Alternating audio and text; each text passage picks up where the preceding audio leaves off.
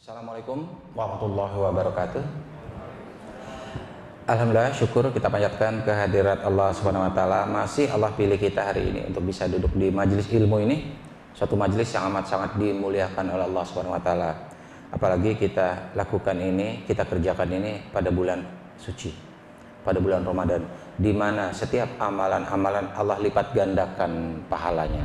Mudah-mudahan duduknya kita mendapatkan ridho dari Allah Subhanahu wa taala. Dan untuk sempurnanya majelis kita, tidak bosan-bosan kita sampaikan salam dan salawat kepada kekasih Allah, kepada panutan kita, kepada Nabi Muhammad sallallahu alaihi wasallam, tentu saja beserta para sahabat dan keluarganya. Baik, kita hari ini akan mengenal Allah lebih dekat lagi melalui sifat-sifatnya yang kita kenal sebagai Al-Asmaul Husna. Ada istilah tak kenal maka tak sayang. Jadi bagaimana mungkin kita bisa cinta sayang kepada sesuatu yang nggak pernah kita lihat? Bukan saja tidak pernah kita lihat, bahkan tidak pernah kita dengar. Gimana kita bisa cinta? Gimana kita bisa sayang kepada sesuatu yang tidak pernah kita lihat dan tidak pernah kita dengar? Begitu juga Allah. Allah adalah satu zat yang tidak akan pernah bisa kita lihat dan kita dengar di dunia ini. Jadi bagaimana cara kita bisa mencintai sesuatu yang tidak pernah bisa kita lihat dan kita dengar? Alhamdulillah ada pintu masuk untuk bisa mengenal Allah, yaitu melalui sifat-sifatnya yang mulia. Contoh begini, mungkin kita pernah kagum pada sosok orangnya nggak kita kenal, tetapi begitu kita baca riwayat hidupnya, autobiografinya, timbul rasa kagum kita, ingin mengikuti jejak langkahnya. Barangkali kita tidak kenal yang namanya Bung Tomo, mungkin kita tidak kenal yang namanya Ahmad Dahlan, mungkin kita tidak kenal Host Cokro Aminoto, tetapi ketika kita baca autobiografinya timbul rasa kagum pada yang bersangkutan dan bahkan ingin melanjutkan, ingin meniru apa yang pernah mereka lakukan dulu. Jadi begitu juga dengan Allah, kita tidak mungkin bisa melihat Allah. Nah, salah satu upaya untuk bisa mengenal Allah adalah mengenal Allah melalui sifat-sifatnya yang kita kenal sebagai Al-Asmaul Husna. Jadi seluruh sifat-sifat Allah baik.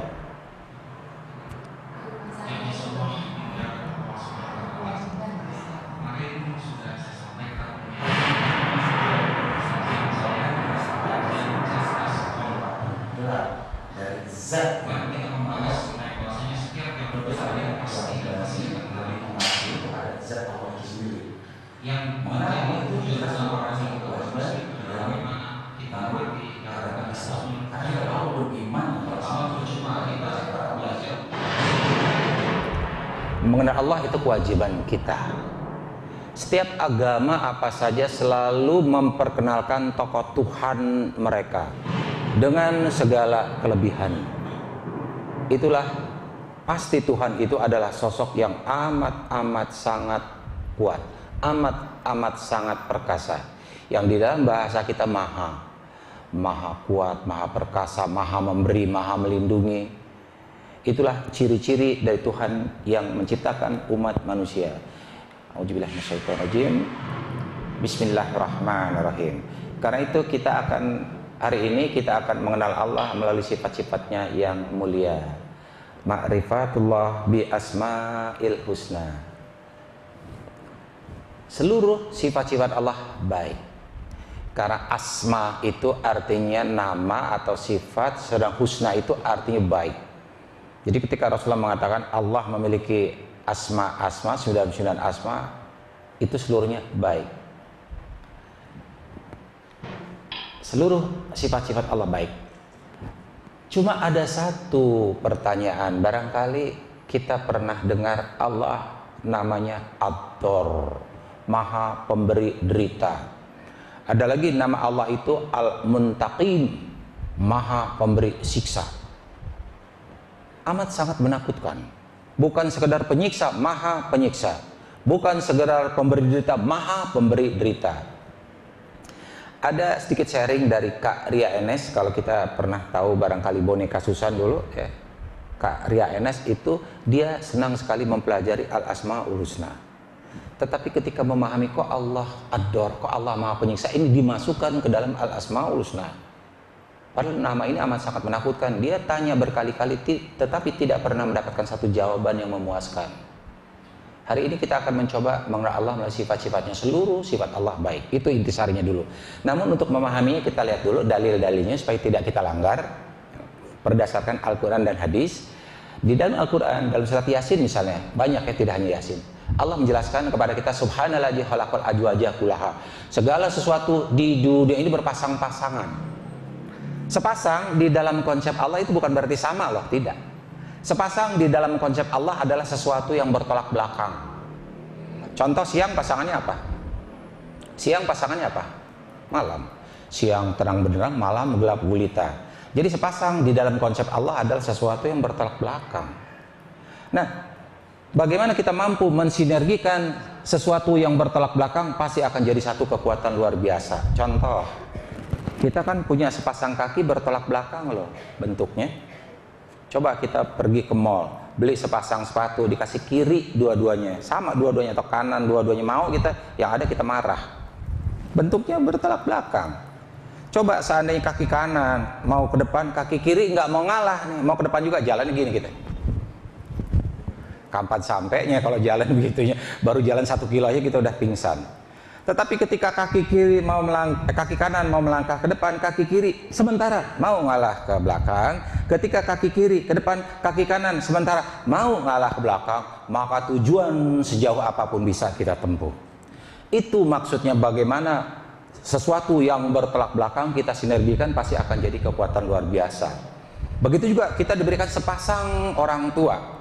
Jangan kita berharap sifat ayah dan ibu, bunda sama, oh tidak. Jadi nanti nggak bisa kita, kalau kita memahami konsep sepasang itu adalah, oh kalau gitu papa yang betul, mama yang salah, oh nggak bisa. Atau mama yang betul, papa yang salah, nggak bisa. Masing-masing punya cara tersendiri di dalam mendidik anak. Jadi sepasang itu adalah sesuatu yang bertolak belakang. Tapi bagaimana kita sinergikan, pasti akan jadi satu kekuatan luar biasa. Kemudian di dalam memahami asma-asma Allah, ini prinsipnya dulu. Yang pertama, seluruh nama-nama Allah baik.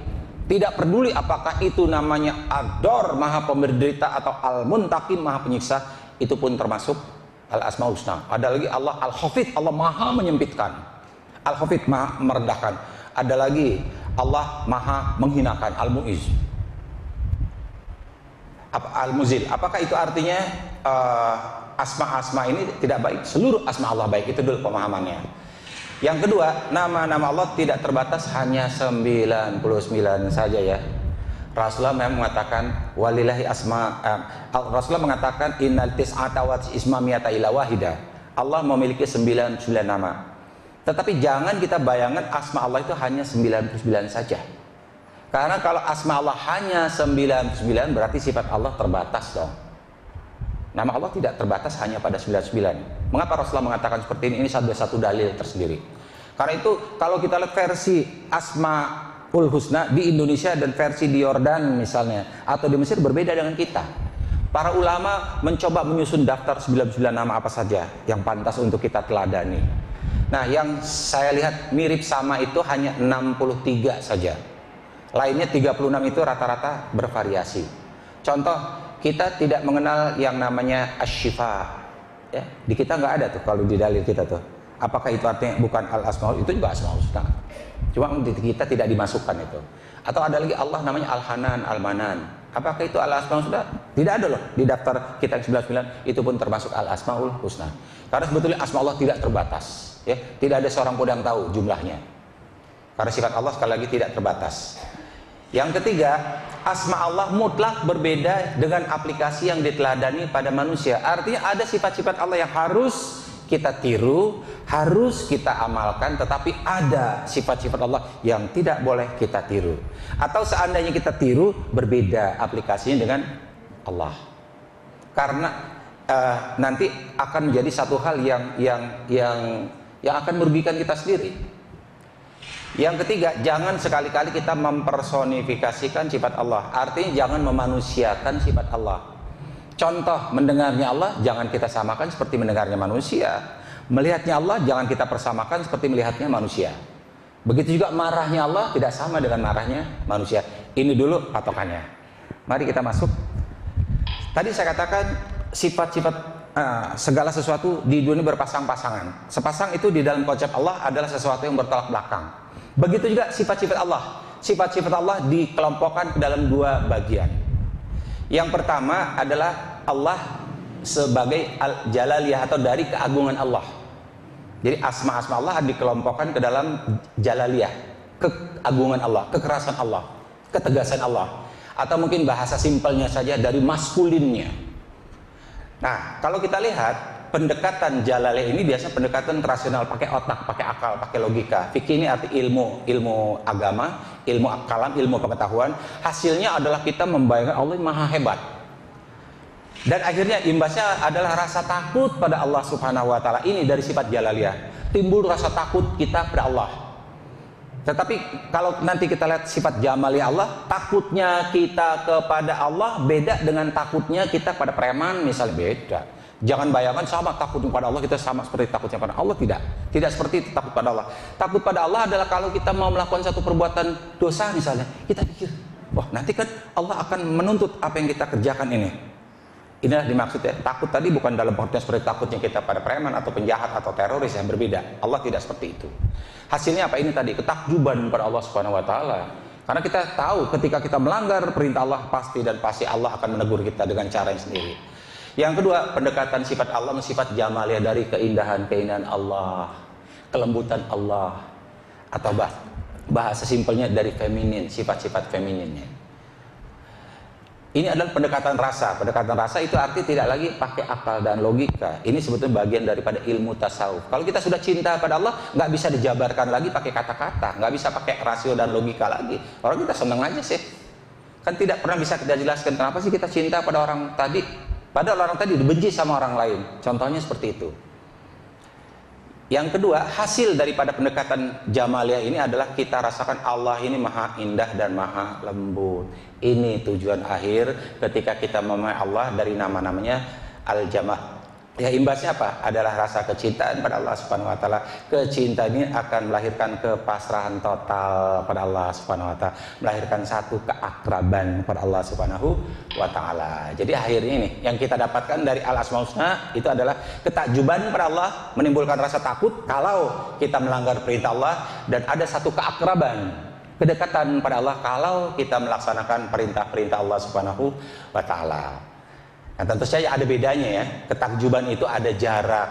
Untuk mengagumi satu objek, kita harus mengambil jarak dari objek tersebut. Contoh, kalau kita mau melihat indahnya lukisan kan nggak bisa kita lihat dari dekat gini, harus kita lihat dari jauh, baru nampak keindahannya. Inilah dari sifat jalaliyah Allah. Baru kita akan tahu keagungan Allah, kehebatan Allah kalau kita ada jarak dengan Allah Subhanahu wa taala. Sementara keakraban ini menghasilkan satu, tidak ada jarak ya. Bila kebersamaan itu diliputi oleh rasa cinta pada Allah, maka tidak ada lagi ruang kebencian di dalam hati seseorang. Sehingga imbasnya apa? Imbasnya adalah rasa cinta pada Allah Subhanahu wa taala. Nah, karena itu kita harus paham benar sifat Allah jalaliyahnya dan sifat jamaliyah. Jangan salah menyampaikan sifat jalaliyah dan sifat jamaliyah. Terutama bagi yang berprofesi sebagai mubaligh atau dai, atau kita kalau mau menasihati orang itu jangan gunakan sifat jalaliyah Allah untuk nasihati orang. Jangan kita ancam orang. Jadi akhirnya orang akan timbul rasa takut, tidak suka pada agama, karena agama ini menurut mereka banyak aturannya. Coba kalau orang seperti Bilal yang hidupnya menderita dulu, diperbudak oleh orang lain. Coba Rasulullah datang pada Bilal mengatakan, Bilal kamu harus sholat, kalau kamu nggak sholat nanti kamu masuk neraka. Apa mau dia memeluk Islam? Tidak seperti itu. Didatangi Bilal, Rasulullah mengatakan, engkau sekarang mungkin diperbudak, engkau diperbudak di dunia, tapi satu hari engkau bisa jadi tuan di rumahmu sendiri, tuan di istanamu sendiri. Mau dong? Bagaimana caranya? Nah, diajarkanlah tentang bagaimana Allah nanti akan memberikan begitu banyak kemuliaan kepada Bilal kalau Bilal juga cinta pada Allah. Itu tadi. Jadi kalau kita menasihat orang, memberikan tausiah pada orang, sampaikan sifat-sifat jamaliyah Allah, keindahan-keindahan Allah, jangan dibalik. Jangan disampaikan belum apa-apa jalaliyahnya Allah. Pantas di tempat saya, istri saya hari Sabtu ini biasanya ada pengajian di masjid, kajian duha. Nah, mampir ke tetangganya, Bu, kita ada pengajian di masjid, Ditanya sama yang ditajak tadi, ustadznya siapa? Dikasih tahu nama ustadznya. Ah nggak mau, nerakanya dalam. Itu tadi, nerakanya dalam. Karena apa? Kalau kalau ibu nggak sholat, ibu nanti masuk kubur, itu nanti ada ular yang membelit, itu panjangnya ular 60 depa. Hadis itu betul ada, sahih. Tetapi ketika salah menyampaikannya, akibatnya timbul rasa takut. Agama ini pada hakikatnya mubasyirin. Agama ini adalah kabar gembira, kabar baik. Para rasul, para nabi itu menyampaikan kabar gembira, bukan untuk nakut-nakuti, bukan untuk peringatan dari Allah semata-mata dengan cara menakut-nakuti. Agama pada hakikatnya ada al-mubasyirin, kabar gembira. Dan para rasul adalah orang-orang yang membawa kabar gembira, al-mubasyirah. Karena itu kita hari ini akan melihat Allah lebih dekat lagi melalui sifat-sifatnya. Ini Allah ada al-qabid, maha menyempitkan. Serem bener dengar ya, al-qabid, maha menyempitkan. Ternyata ada pasangannya al-basit, Allah juga maha melapangkan. Allah sanggup menyempitkan seseorang kalau orang tadi jahat, tetapi Allah juga sanggup melapangkan seseorang kalau orang tadi bersikap baik. Begitu al-khafid ini maha merendahkan, lawannya pasangannya ar-rafi, Allah maha meninggikan. Allah bisa rendahkan orang sehina-hinanya, tetapi Allah juga bisa memuliakan seseorang. Begitu al-muzil, ini maha menghinakan, tapi Allah juga maha memuliakan seseorang. Al-muntakim, maha penyiksa, tetapi Allah juga memiliki sifat al-afu, maha pemaaf. Ini ad-dar, maha pemberi derita, pasangannya Allah sebagai an-nafi, Allah maha pemberi manfaat. Sekarang akan kita lihat dulu yang ini nih, ad-dar, karena ini asma ini ngeri. Ini yang ditanya oleh Kak Ria Enes, boneka Susan tadi. Ad-dar itu artinya adalah Allah mampu untuk mendatangkan bahaya. Nah, ini Allah mampu mendatangkan bahaya. Nah, inilah saya katakan tidak semua sifat Allah boleh kita tiru apa adanya. Pada manusia kita nggak boleh meniru. Kita mendatangkan bahaya bagi orang lain. Karena dengan alasan dia salah, dia kafir misalnya. Jangan. Kita belum tentu apa kebenarannya. Nah, pengamalan daripada ad-dar pada manusia ini cukup kita mengetahui kejahatan dan kebaikan. Ini implementasi ad-dar pada manusia. Kali ini pada Allah, ini pada manusia. Cukup kita mengetahui satu kejahatan dan mengetahui satu kebaikan. Tahu kejahatan bukan untuk melakukan kejahatan itu sendiri, tetapi agar kita tidak dilibas oleh kejahatan. Karena ketika kejahatan datang kepada kita, kita tahu, oh ini jahat ini tidak baik ini tidak diri Allah. Jadi kita harus paham ilmu tentang kejahatan juga, bukan untuk kita berbuat jahat, tetapi agar kita tidak mudah diperdaya oleh satu tipu daya untuk menggelincirkan kita dari jalan-jalan Allah.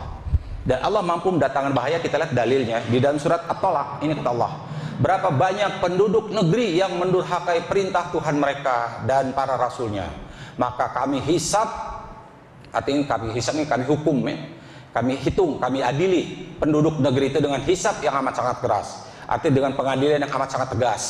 Dan akhirnya apa? Kami azab mereka dengan azab yang amat sangat mengerikan. Ini anjab Allah. Karena itu Kak Ria Enes mengatakan, kok ad-dar termasuk al-asmaul husna sih? Padahal Allah maha pemberi derita loh. Membayangkan memberi derita saja itu bukan main. Takutnya bukan main, apalagi maha pemberi derita. Allah akan mengazab dengan satu azab yang mengerikan. Kita lihat dulu, ini satu ayat yang Allah turunkan kepada kaum Nabi Saleh, ya, kepada kaum Nabi Saleh. Nah, ini ayat yang Allah turunkan kepada kaum Nabi Saleh.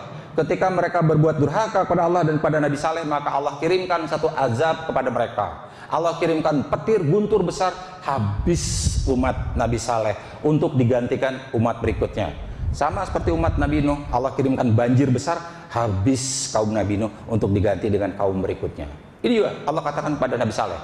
Apakah penduduk negeri itu merasa aman dari kedatangan siksaan kami kepada mereka di waktu matahari sepenggalahan naik ketika mereka sedang bermain-main? Ini satu peringatan Allah kepada kaum Nabi Saleh yang akhirnya mendapatkan azab dari Allah Subhanahu wa taala, dan azab itu datang pada waktu matahari sepenggalahan naik. Artinya kalau kita bahasanya waktu apa ini? Jam 7 jam 8 waktu duha. Ya. Waktu duha. Kita lihat dulu.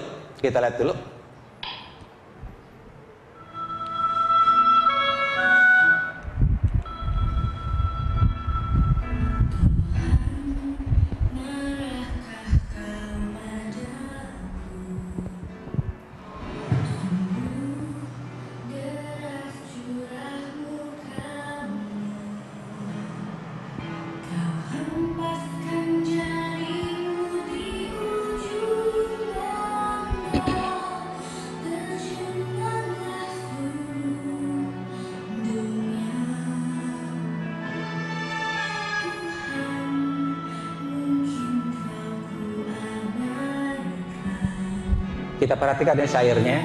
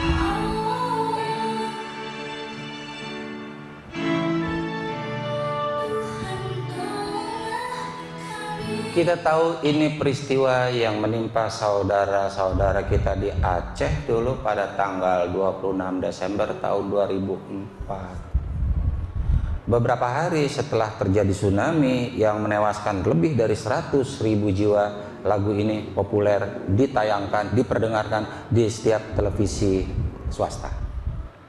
Dimulai dengan Tuhan marahkah kau padaku. Kejadian itu masih ingat? Kejadian tadi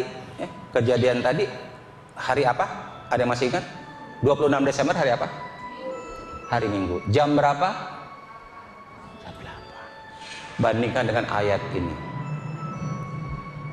Apakah penduduk negeri itu merasa aman dari kedatangan siksaan kami kepada mereka di waktu matahari sepenggal naik waktu duha? Mereka sedang bermain-main pada waktu hari libur hari Minggu.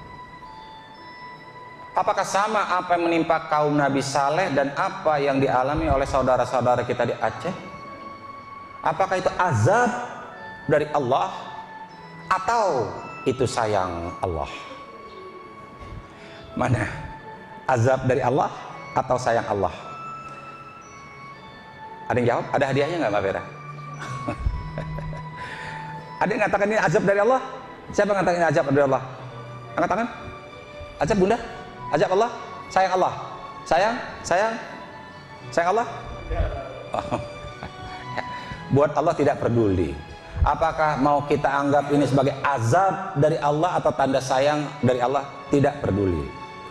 Bukan otomatis kalau kita anggap ini sayang dari Allah, kemudian Allah akan ini pada kita. Oh, belum tentu. Atau kita anggap ini sebagai azab dari Allah, Allah tersinggung. Oh, belum tentu juga. Karena pada hakikatnya bukan itu yang diinginkan oleh Allah. Yang diinginkan oleh Allah adalah bukan kepada persangkaan kita, tetapi apa dampak dari persangkaan kita kepada musibah yang menimpa kita, keluarga kita. Nah, di dalam hadis qudsi Allah mengatakan seperti ini, Ana inda zoni abdi bi in jana khairan khairan jana syarran fasyarru. Aku berdasarkan sangkaan hambaku padaku, bila dia berprasangka baik kepadaku maka kebaikan itu akan kembali kepada dirinya sendiri. Sementara bila dia berprasangka buruk kepadaku maka keburukan itu untuknya, bukan untukku. Sehingga kalau kita berpikir apa yang menimpa saudara-saudara kita di Aceh sebagai tanda azab dari Allah, marahnya Allah, ya itu tanda marahku karena akibat daripada kesalahanmu sendiri. Tetapi kalau kita anggap itu tanda sayang Allah, Allah berikan sedikit saja teguran agar kita kembali ke jalan Allah yang benar. Allah mengatakan, iya benar hambaku, aku izinkan musibah menimpa sedikit kepadamu agar engkau selalu ingat kepadaku. Itu yang Allah inginkan. Yang Allah inginkan adalah persangkaan kita, apapun persangkaan kita, entah itu azab ataupun sayang, tetapi mampu membuat kita makin dekat pada Allah. Ya Allah, ini azab dari Allah. Misalnya ada musibah yang menimpa kita, keluarga kita anggap sebagai azab dari Allah. Azab apa yang kau timpakan kepada keluargaku, ya Allah, maafkan aku ya Allah. Aku janji Allah akan memperbaiki sikapku, akan memperbaiki akhlakku. Itu yang Allah sukai. Apa artinya? Satu musibah menimpa kita, menimpa keluarga kita, rasanya ini teguran dari Allah, sayang kok. Tetapi kita lalai untuk bertobat, karena kita pikir Allah sayang pada kita. Nanti aja tobatnya kalau udah pensiun, nanti aja kalau udah tua. Jangan.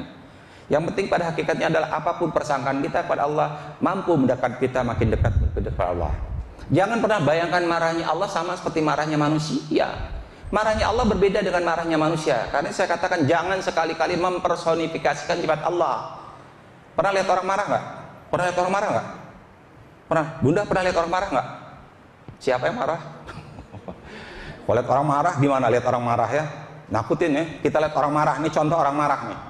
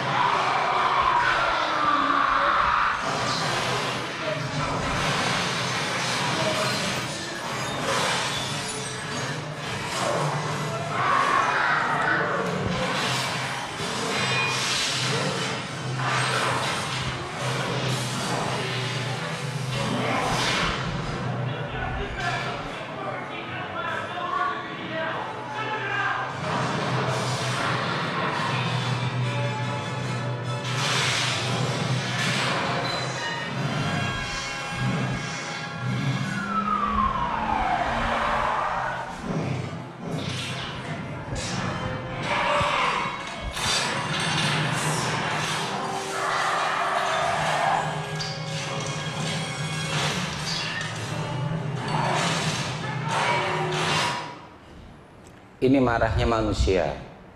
Film Hulk ini menggambarkan secara tepat ketika manusia marah. Manusia ketika marah hilang kebaikannya. Yang tadinya wajahnya cakep, imut-imut, ganteng, tiba-tiba berubah jadi menakutkan. Begitulah manusia ketika marah. Manusia ketika marah yang ada pada diri manusia seringkali adalah sifat-sifat setan, sifat-sifat iblis. Hilang kesabaran, hilang kebaikannya. Bahkan kadang-kadang orang yang nggak salah ikut terlibat di dalam satu kemarahan seseorang. Saya pernah lihat ada dua orang lagi berantem, dipisah sama RT-nya. Justru mereka akhirnya ngeroyok RT-nya berdua, padahal mereka lagi tahu lagi berantem tadi. Itu contohnya. Gitu juga kalau di rumah, itu marah, kadang-kadang ada piring terbang, ada gelas terbang. Manusia marah ketika itu hilang sifat sabarnya, hilang sifat baiknya. Karena itu Rasulullah mengajarkan pada kita kalau kita marah, karena itu adalah dikuasai oleh iblis, dikuasai oleh setan, disarankan untuk istighfar. Istighfar, minta ampun Allah. Enggak mempan istighfar, astagfirullahaladzim, astagfirullahaladzim, astagfirullah. Enggak mempan juga wudhu. Iblis terbuat dari api. Yang mampu memadamkan api apa? Air. Wudhu dengan air supaya sifat-sifat iblis yang ada pada diri kita hilang. Jadi kalau kita marah, astagfirullah, enggak mempan, astagfirullah, masih kesel ya, udah wudhu. Udah wudhu selesai, masih kesal juga, salat sunnah 2 rakaat. Salat sunnah 2 rakaat. Sunnah. Allahu Akbar. Assalamualaikum. Assalamualaikum. Masih salat lagi 2 rakaat. Terus sampai selesai, sampai hilang marah kita betul-betul. Karena tadi jangan sampai sifat iblis menguasai kita. Manusia ketika marah seperti itu. Orang-orang yang nggak salah kadang-kadang ikut terlibat di dalam marahnya, ikut dirusak. Bisa kita bayangkan kalau marahnya Allah sama seperti marahnya manusia seperti ini, umur dunia tidak akan pernah lama. Katakan Allah marah kepada Perdana Menteri Israel misalnya, Benyamin Netanyahu, yang banyak membunuh anak-anak kecil di Palestina, tidak berdosa. Kemudian tidak hanya menghukum yang bersangkutan, tetapi seluruh bangsa Israel, tidak akan lama usia dunia ini, karena banyak orang berbuat kerusakan di muka bumi. Bahkan ketika Allah amat sangat marah kepada Perdana Menteri Israel misalnya, Allah tidak pernah kehilangan sifat-sifat baik Allah lainnya. Allah tetap izinkan bagi yang bersangkutan untuk menghirup udara yang Allah berikan. Allah tetap berikan perlindungan, Allah tetap berikan rezeki. Bahkan ketika Allah marah kepada yang bersangkutan, Allah tidak pernah kehilangan sifat-sifat kebaikan lainnya. Jadi berbeda marahnya Allah dengan marahnya manusia. Marahnya manusia kadang-kadang habis sudah, putus hubungan silaturahim. Padahal salahnya kadang-kadang sepele. Jadi Allah tidak seperti itu. Jadi jangan sekali-kali bayangkan marahnya Allah sama seperti marahnya manusia. Kemudian di dalam Al-Quran Allah menjelaskan kepada kita seperti ini. Apa saja nikmat yang kamu peroleh itu sebetulnya datang dari Allah. Dan apa saja bencana musibah yang menimpamu, jangan salahkan Allah. Bencana yang menimpa seseorang atau musibah yang menimpa seseorang lebih banyak kadang-kadang disebabkan karena kesalahan pada dirimu sendiri. Jadi jangan apa-apa kalau ada musibah ini menyalahkannya sebagai satu azab dari Allah, sebagai hukuman dari Allah. Itu artinya kita membayangkan Allah itu dari sifat jalaliyahnya, bukan sifat jamaliyahnya. Dulu kan sifat jamaliyah Allah, karena Allah mengatakan panggil aku Ar-Rahman. Ar-Rahman itu ada sifat jamaliyah Allah. Di dalam ayat lain Allah mengatakan rahmatku mendahului murkaku. Jadi bayangkan Allah itu dalam pengertian Allah maha baik, sifat jamaliyah. Atau kadang-kadang Allah memang mengizinkan seseorang terkena satu musibah, tetapi tujuan Allah apa? Baik, tujuan Allah. Ini tujuan Allah di dalam surat As-Sajdah. Sesungguhnya kami rasakan kepada mereka sebagian azab di dunia sebelum azab di akhirat. Karena azab di dunia kecil dan biasanya berlangsung hanya sebentar saja, bisa kita tahan, bisa kita tanggulangi kalau waktu berlalu, tetapi tidak dengan azab di akhirat.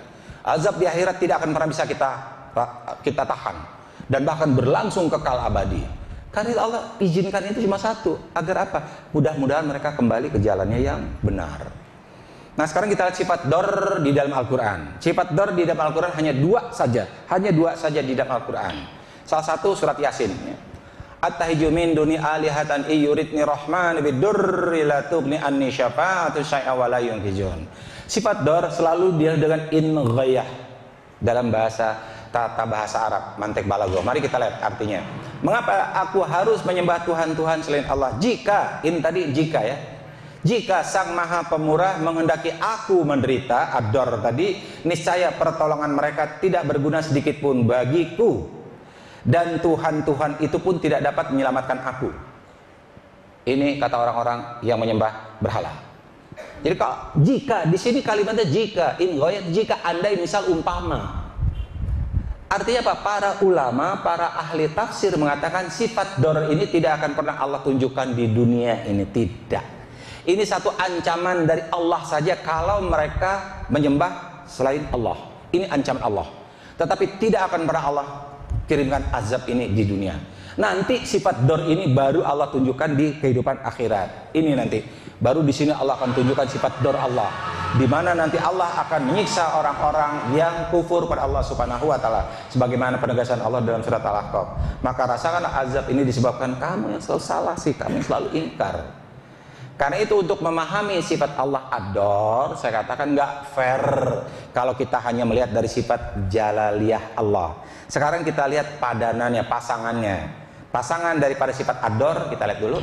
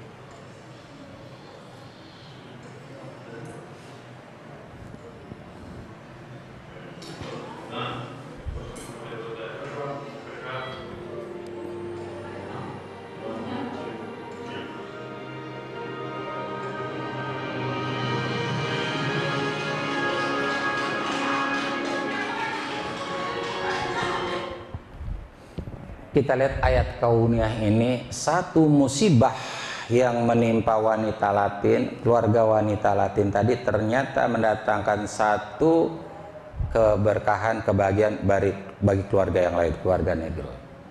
Inilah satu dalil keseimbangan Allah. Satu musibah di satu tempat bukan berarti satu musibah di tempat lain. Oh tidak, Allah tidak mengatakan seperti itu. Bisa saja satu musibah, satu penyakit di tempat lain justru merupakan satu obat di tempat yang lainnya. Itu dalil Allah. Kan di dalam surat Insyirah Allah berkali-kali mengatakan wa inna ma'al usri yusra, bersama kata Allah, ma'a ya. Bersama kesulitan pasti ada satu kemudahan. Bersama satu musibah pasti ada satu kebahagiaan. Ini dalil Allah, ada satu keseimbangan. Ya. Bencana yang menimpa wanita Latin ternyata merupakan satu berkah bagi keluarga negro lainnya. Jadi jangan anggap satu musibah itu satu musibah bagi secara keseluruhan, tidak. Bisa saja di balik musibah tadi ada satu berkah tersembunyi yang Allah berikan pada kita. Dan ternyata kadang-kadang yang namanya penawarnya itu tidak jauh-jauh loh. Pantas Allah mengatakan fa'ina ma'a, ma'a bersama, bukan ba'da, ma' usri usron. Bersama kesulitan ada kemudahan. Contoh misalnya, Rasulullah mengajarkan pada kita dalam satu hadis, kalau minuman kemasukan cet lalat, sebelah sayap lalat ini masuk ke minuman kita, jangan dibuang airnya, kata Rasulullah. Celupkan sayap tadi, dua-duanya tenggelam di dalam air minum kita, keluarkan lalatnya, buang, kita minum, insya Allah nggak apa-apa. Itu hadis Rasulullah. Ternyata ilmu pengetahuan sekarang membuktikan sayap itu, sebelah sayap itu isinya kuman melulu, bakteri yang jumlahnya ratusan. Sayap sebelahnya merupakan penawarnya. Itu yang terjadi. Karena pantas Rasulullah kan kita nggak tahu yang masuk tadi apakah sayap yang mengandung bakteri atau penawar. Karena kita nggak yakin, celupkan saja dua-duanya. Insya Allah nggak apa-apa, jadi netral. Mau coba silakan, nanti kalau buka cari lalat dulu. Cek dulu. Insya Allah nggak apa-apa. Kalau kita percaya pada hari Selasa nggak apa-apa itu.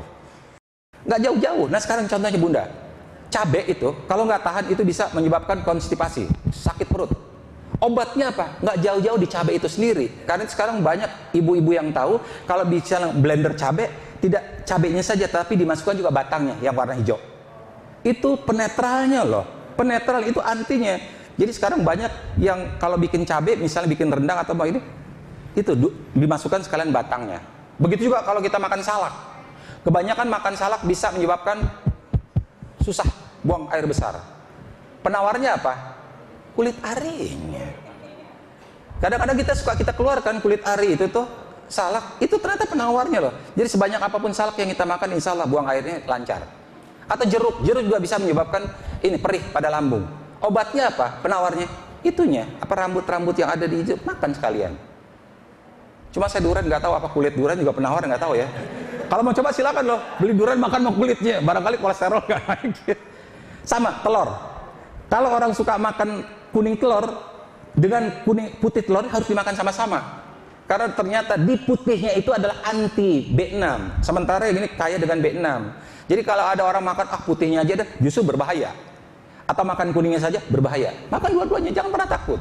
Karena paling kolesterol dari telur itu hanya kurang lebih 6-7 jam, setelah itu dia keluar lagi. Kecuali kita makan telur melebihi batas, ya. Enggak, jangan pernah takut. Karena sudah ada, Allah siapkan kok, putih dan kuningnya itu merupakan satu netralisirnya kalau kita paham. Jadi inilah dalil keseimbangan Allah. Mari kita lihat di dalam aplikasi kehidupan. Ada yang kenal ini? Oh, pasti kenal nih. Siapa?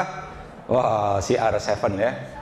Tapi yang saya maksud bukan ini. Nah, ada yang kenal kan nih? Ada yang kenal kan nih? Ayo, kalau bisa jawab, ada hadiahnya Bu Vera ya. Umroh gratis ya. Tapi kumpulnya di Jeddah. Siapa nih? Martunis. Martunis ini adalah orang anak di Aceh yang ketika musibah tsunami ini dia termasuk salah satu korban. Cuma dia selamat. Dia nyangkut di pohon kelapa. Sementara orang tuanya dan dua saudaranya tenggelam. Nah, dia selamat. Waktu disorot oleh BBC, disiarkan ke seluruh dunia, orang-orang di Portugal lihat, oh ternyata di Aceh ada anak penggemar kesebelasan nasional Portugal. Karena itu mereka akhirnya simpati kepada Martunis. Dan akhirnya ketika Ronaldo datang ke Indonesia, berkunjung ke rumah Martunis dan diangkat jadi anak angkat Ronaldo. Dan akhirnya diajak berkunjung ke Portugal. Bahkan dia berfoto dengan kesebelasan nasional Portugal. Waktu itu masih ada Luis Figo Dan sekarang dia sedang sekolah di Portugal. Umurnya 18 tahun sekarang, anak angkat Ronaldo.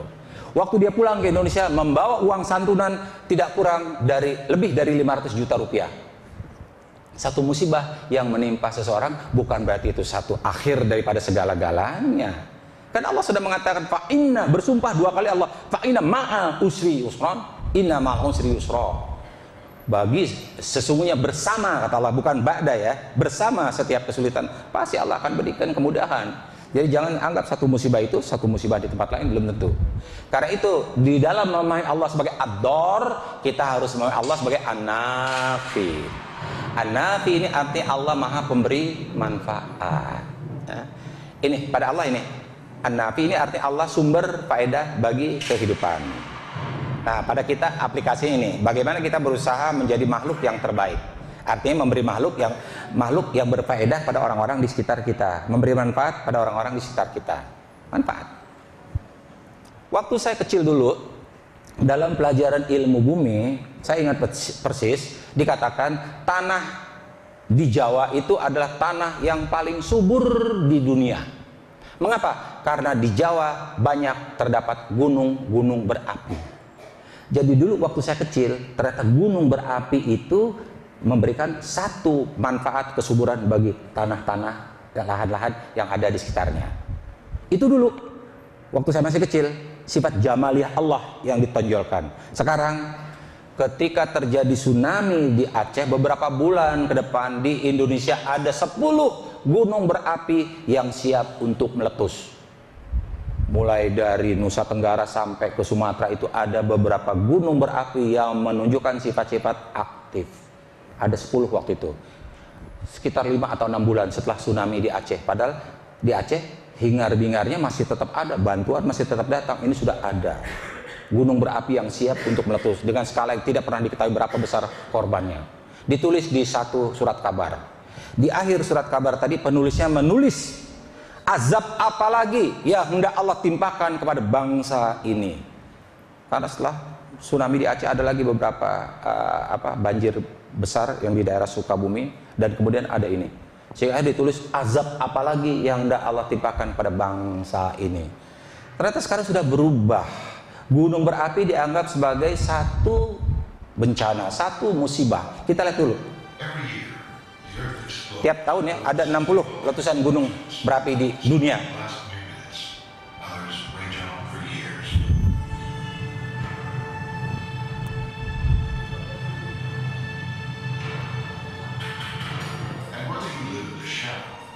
Prehistoric giants, or thousands of miles away, you are never completely beyond their reach.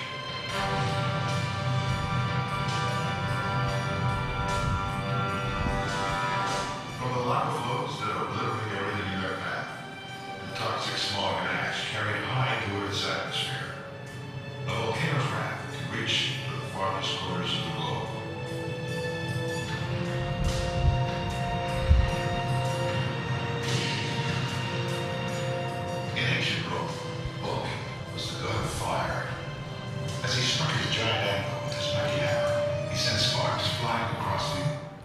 Dalam pemahaman agama paganisme, gunung berapi meletus itu adalah marahnya dewa Vulkan.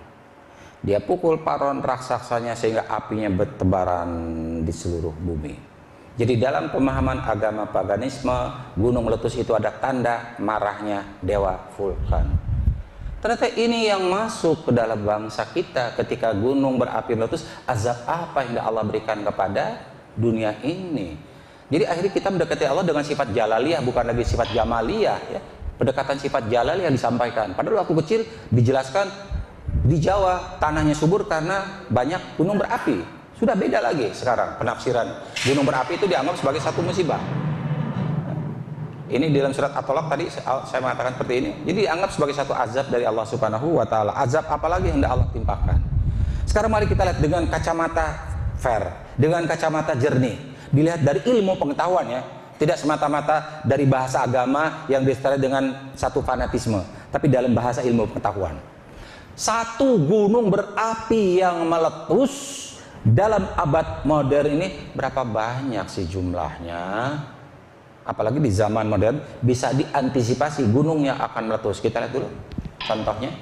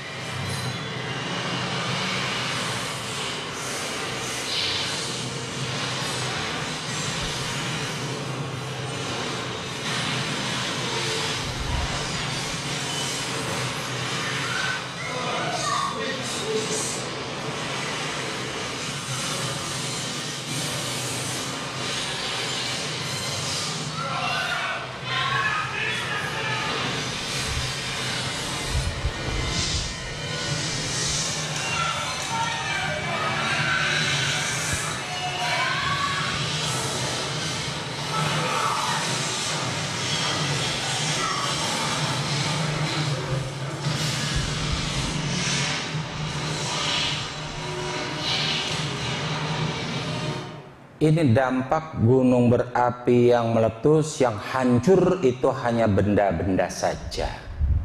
Kerugian memang mungkin jutaan dolar, miliaran rupiah, tetapi tidak ada satu korban jiwa pun juga.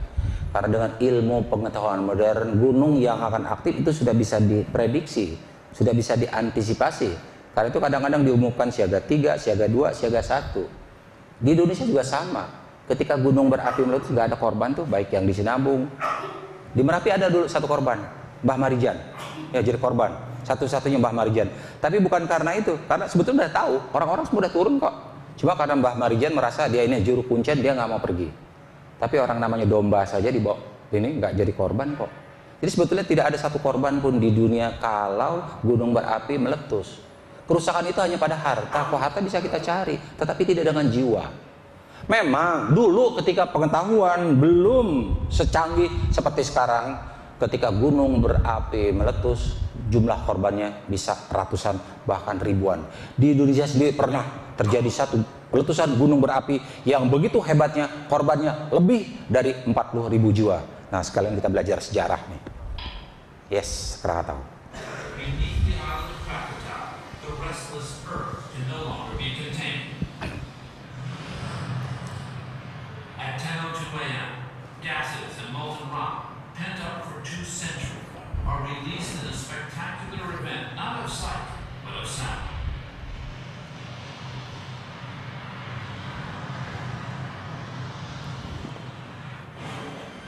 Krakatau joins the ranks of history's most deadly volcanic events, both past and present. The event is more than 10 times the size of the Mount St. Helens eruption in 1980. We also compare it to the eruption of Vesuvius in 79 AD, which buried the cities of Pompeii and Herculaneum. Krakatau was about, or roughly 3 to 4 times as big as the Pompeii eruption. Ini kejadian ya, 28 Agustus 83. Volcanic destruction is overwhelming. Across the East Indies, 165 communities erased from the map. The words of survivors add flesh to the haunting images of towns reduced to skeletons. Every vestige of it was leveled from the ground. Not a house, not a tree, nothing was there left. No corpse can be recognized, and all stories about the recognition of corpses must not be believed. For 2 days after passing on air, we passed through masses of dead bodies. Hundreds and hundreds striking the ship on both sides. The official death toll is 36,417, but so many victims are lost to the sea. The real body count is closer to 40,000. They can never come back, but incredibly, Krakatoa will rise again.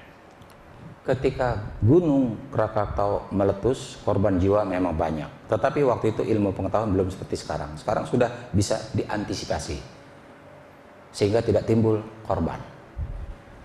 Waktu Gunung Krakatau meletus, Badan Meteorologi di seluruh dunia mencatat, karena itu waktu itu gelombang pasang itu sampai ke daratan Eropa loh. Begitu besarnya dulu gelombang pasang akibat meletusnya gunung berapi yang ada di Selat Sunda. Dan waktu itu dicatat suhu bumi turun 0,5 derajat. Apa artinya nanti akan kita jelaskan. Ya, turun 0,5 derajat ketika Gunung Krakatau meletus. Nah sekarang kita lihat faktanya, apakah benar gunung berapi itu merupakan satu azab atau marahnya dewa vulkan atau satu manfaat dari Allah? Mari kita lihat. Ini dampak letusan gunung berapi, bukan kata muslim loh. Ini satu penelitian dilakukan oleh Badan Meteorologi Amerika. Satu, ternyata mampu meredam laju tumbukan lempeng dasar samudra, membentur lempeng benua agar tetap pada kecepatan tumbukan yang rendah 4-6 cm per tahun. Ternyata kalau tidak ada letusan gunung, ini jangan kita pikir tempat kita benua Asia, tempat kita ada ini, jangan kita pikir diam saja loh, bergerak loh. Di dalam Al-Quran berkali-kali Allah mengatakan jangan kau pikir gunung itu tetap pada tempatnya, bergerak.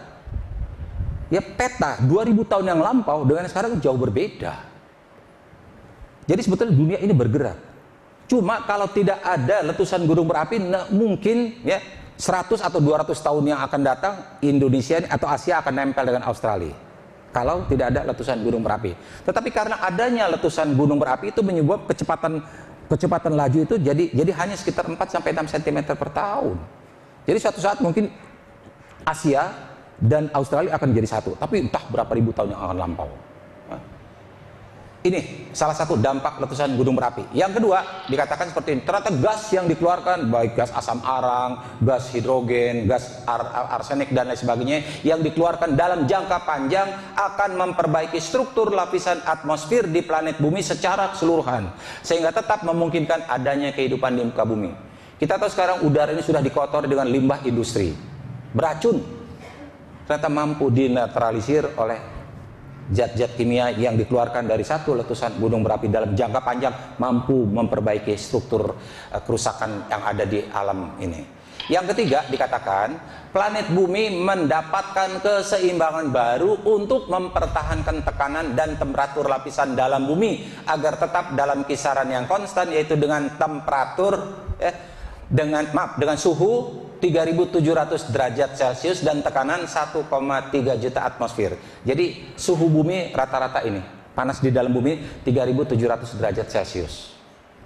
Kemudian dikatakan juga yang keempat, dampak dari satu gunung berapi menyebabkan pendinginan iklim di atmosfer bumi, sehingga pemanasan global di permukaan bumi menjadi turun dalam jangka panjang.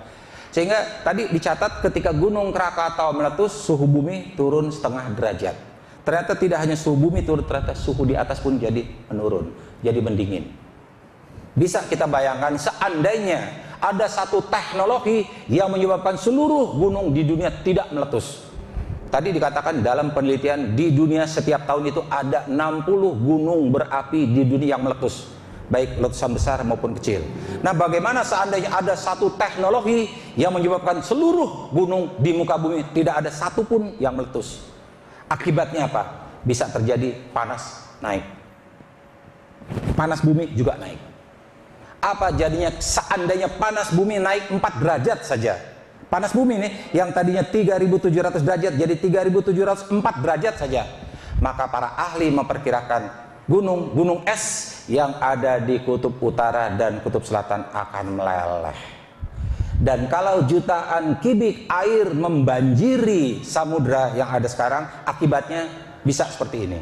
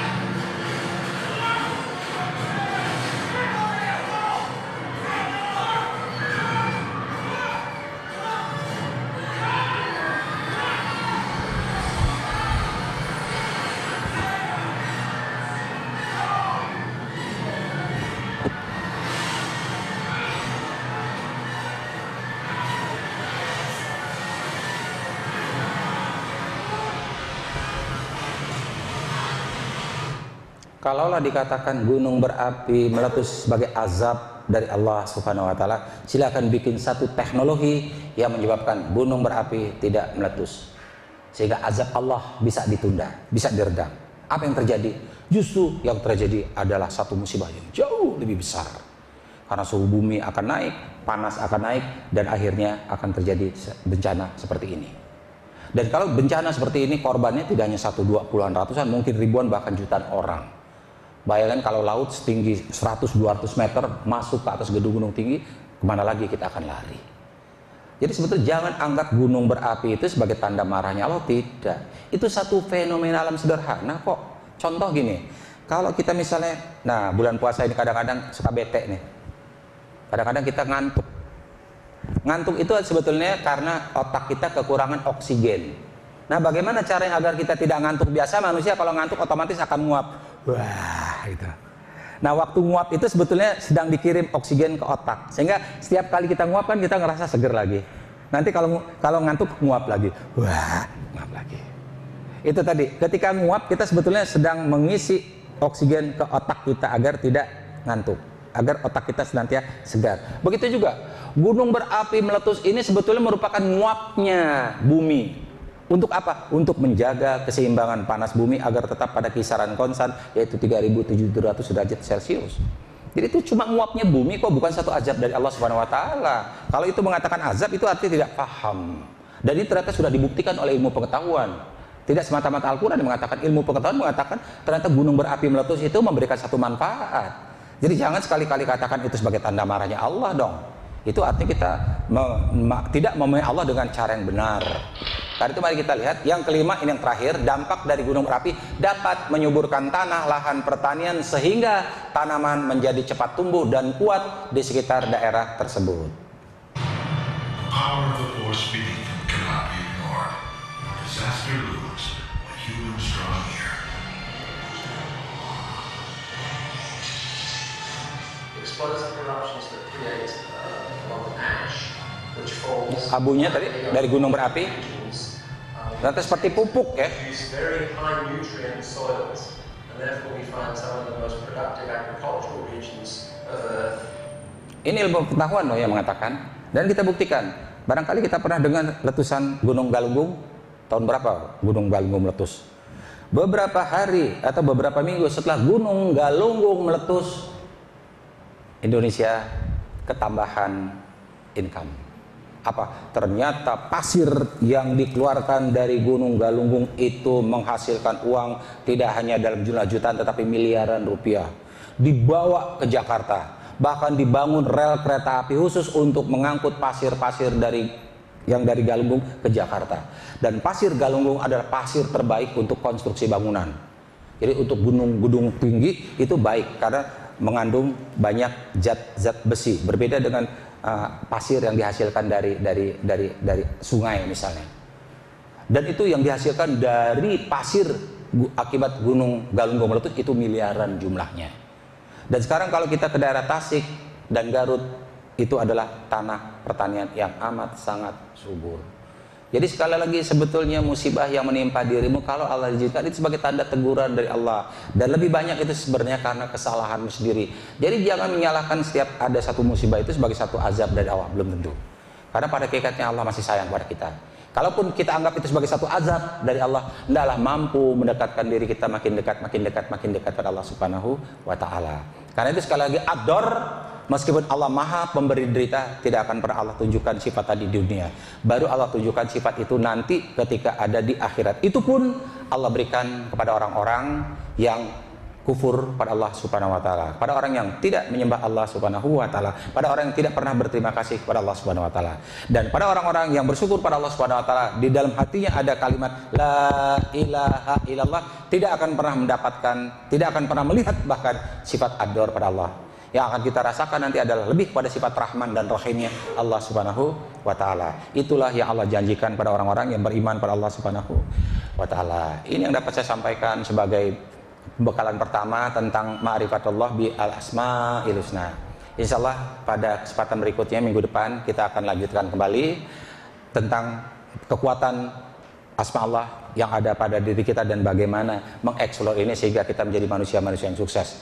Karena pada hakikatnya Allah berikan kita, misi kita di dunia ada sebagai khalifatul fil ard, sebagai penguasa di muka bumi. Dan sebagai calon penguasa di muka bumi sudah Allah berikan satu kekuatan, sudah berikan satu ilmu. Itu adalah bagaimana sifat-sifat Allah yang ada pada diri kita. Kalau mampu kita amalkan, insya Allah kita akan jadi orang-orang sukses. Tidak hanya sukses dunia, tetapi juga sukses di akhirat. Sifat Allah ada 99 yang kita pahami. Nggak harus 99-nya kita amalkan, cukup satu saja kita amalkan. Secara istiqomah, insya Allah kita akan jadi orang sukses. Contohnya, Abu Bakar As-Siddiq, yang dominan pada diri Abu Bakar As-Siddiq itu sifat sabar. Dengan satu sifat sabar, mengantarkan Abu Bakar As-Siddiq tercatat sebagai ahli surga, meskipun yang bersangkutan masih hidup. Begitu juga Umar. Umar tidak memiliki sifat sabar seperti Abu Bakar As-Siddiq. Yang dominan pada Umar adalah sifat furqan, sifat tegasnya. Ali, yang dominan pada Ali ada sifat rasyid, sifat cerdik, sifat pandai. Yang dominan pada Utsman bin Affan adalah sifat dermawan, albar. Dengan satu sifat Allah mereka amalkan secara istiqomah, secara konsisten di dalam kehidupan, ternyata mampu mengantarkan mereka untuk tidak hanya sukses dalam kehidupan dunia, tetapi juga dalam kehidupan akhirat. Bahkan mereka tercatat sebagai ahli-ahli surga meskipun yang bersangkutan masih hidup. Karena itu sifat-sifat Allah itu sudah ada pada diri manusia, itu sudah ada. Manusia yang lahir sudah pasti membawa sifat-sifat ini. Tanpa sekolah, tanpa belajar, sifat tadi sudah ada. Contoh kalau kita punya anak kecil ya, atau punya adik kecil gitu ya, umurnya antar 3, 4, 5, 6 tahun, ada 3 orang kita punya adik masih kecil, coba salah satu adik kita tidak kita perlakukan dengan adil. Misalnya kita ngasih sesuatu, ngasih coklat misalnya, yang satu dikasih 2, 3, yang satu orang kita kasih 1. Yang dikasih 1 ini protes loh, marah loh. Loh, dari mana anak sekecil itu tahu nilai-nilai keadilan yang kalau nilai-nilai ini dilanggar mereka marah, mereka protes. Karena sifat al-adl sudah ada pada diri mereka. Atau anak kecil, jangan kita tidak jujur pada mereka. Kita bohong pada mereka. Begitu mereka tahu kita tidak jujur, mereka protes. Loh, dari mana anak kecil itu tahu nilai-nilai kejujuran? Karena sifat al-haqq tadi sudah ada pada diri mereka. Atau kalau kita punya anak kecil tidak kita sayang, kita benci, sedih loh mereka. Dari mana anak kecil ini tahu nilai-nilai cinta dan kasih sayang? Karena sifat Rahman, sifat Rahim sudah ada pada diri manusia. Jadi sifat-sifat Allah itu sudah ada pada diri kita. Tinggal bagaimana kita mengamalkannya, bagaimana kita mengembangkannya agar jadi satu kekuatan luar biasa. Tapi yang jelas seluruh sifat-sifat Allah baik, itu yang harus kita pahami. Termasuk sifat ad-dor. Insya Allah besok akan kita lanjutkan lagi sifat al-muntakim, ya, sedikit dengan sifat-sifat lainnya. Insya Allah kita akan bisa mengenal Allah melalui sifat-sifatnya sehingga timbul kecintaan kita pada Allah Subhanahu wa Ta'ala. Terima kasih atas perhatiannya. Mudah-mudahan apa yang saya sampaikan bisa memberikan pembekalan pada kita di bulan Ramadan ini untuk lebih cinta pada Allah Subhanahu wa Ta'ala. Apalagi kita memasuki hari ke-17 bulan Ramadan, saat-saat turunnya Al-Quran. Dan mudah-mudahan kita juga bisa menyaksikan atau merasakan manfaat indahnya malam Lailatul Qadar yang dijajakan malam yang lebih baik amalan daripada 1000 bulan. Terima kasih atas perhatian hadal dan surat mustaqim billahi taufiq wal hidayah. Wassalamualaikum warahmatullahi wabarakatuh. Barangkali ada hal-hal yang mau ditanyakan, silakan.